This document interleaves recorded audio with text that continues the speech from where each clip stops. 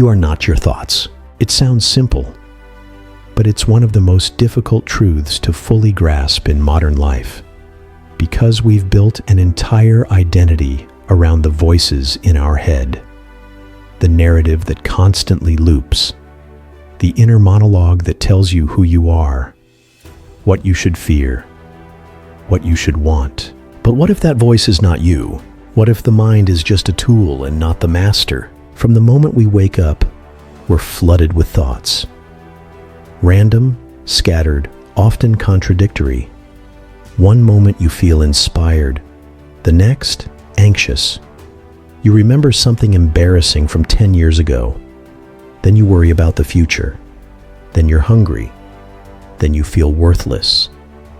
Then you feel powerful, and it's all just happening. Thoughts arise without your control. They appear, shift, vanish. But because they come from inside, we assume they define us.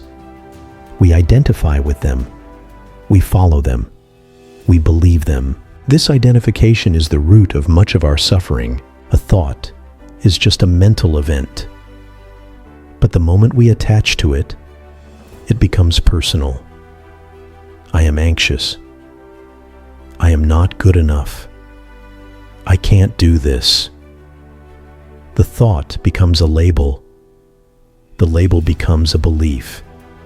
And the belief becomes a prison. Ancient traditions have known this for centuries. Buddhism speaks of the monkey mind, a restless, chattering energy that pulls us out of presence and into illusion. It teaches that suffering arises not from pain itself, but from our attachment to thoughts about pain. In Stoic philosophy, Epictetus reminds us, it's not what happens to you, but how you react to it that matters. And that reaction almost always begins in thought. Even neuroscience confirms it.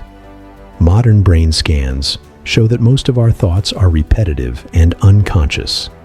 Up to 90% of them are the same patterns recycled day after day. So the real question is, who are you beneath all of this? Who is the observer, quietly watching the chaos unfold? If you can notice a thought, that means you are not the thought.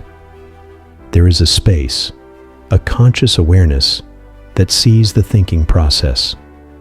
That space is who you truly are. And the more you rest in that space, the less power your thoughts have over you. But we don't live in a world that encourages that kind of awareness. We live in a world of stimulation, constant distraction, notifications, news feeds, advertisements, each one hijacking your attention and feeding new thoughts into your system. The mind, already restless, becomes overwhelmed. You lose the gap between stimulus and response, and in that loss, you lose yourself. Because if you're not aware of your thoughts, you become a slave to them. They decide how you feel, how you act, what you believe. And over time, the illusion deepens. You start to think the voice in your head is your identity, that your worth is tied to the stories it tells, that you are as broken, afraid, or angry as your thoughts say you are. But you're not. You are the witness, the stillness underneath. The mind is like a screen playing a movie. It projects fears, desires, memories.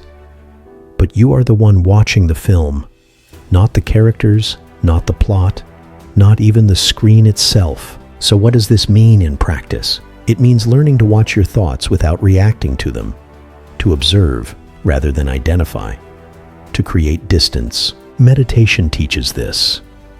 Not to stop thinking, but to see thinking as thinking, not as reality, just movement in the mind. Journaling helps too.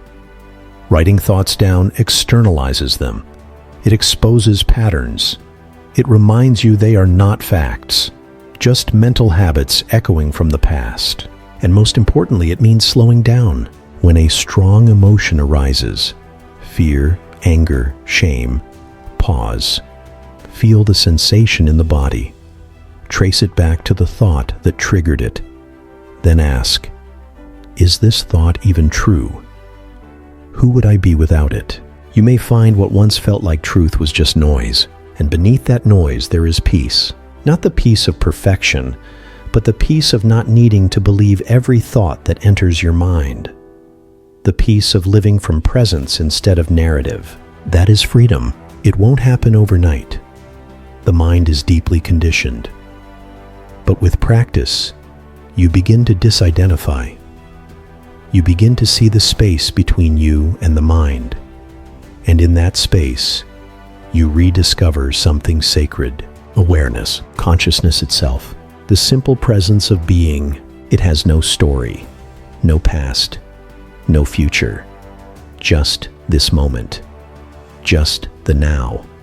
And the more you return to it, the more you remember. You are not your thoughts. You are the one who sees them. If this made you pause, if you're drawn to deeper truths and quiet strength, then you're in the right place. Like, subscribe, and keep exploring with us. See you in the next one.